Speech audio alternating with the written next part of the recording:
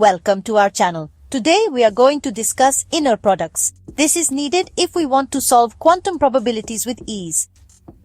We define inner products as a function that takes two vectors and returns a scalar, a number, satisfying certain properties. For a vector space V over the field R or in C, an inner product is usually denoted by. For real vector space, the inner product is a function that maps two vectors from vector space V to a real number. For complex vector space, let us have an example. Let vectors u and v be given by. The formula for getting the inner product of u and v is. We now solve and we will see that.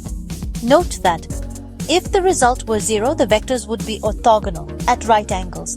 We now use the inner product and get the value of the angle using the formula.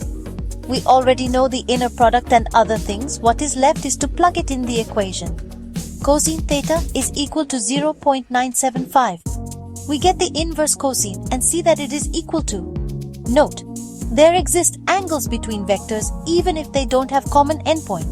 We now give examples for orthogonal vectors. Let u and v be vectors given by. We see that the inner product is 0. If the result were 0, the vectors would be orthogonal at right angles. We can prove this using the formula earlier.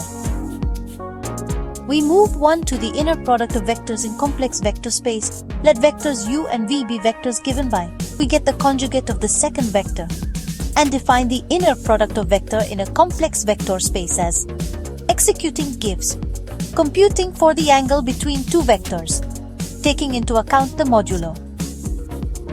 We see that the angle is always real. Orthogonality of complex vectors. We know that.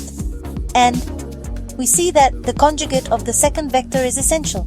We give example of orthogonal complex vectors. Let u and v be defined as. Get the conjugate of the second vector.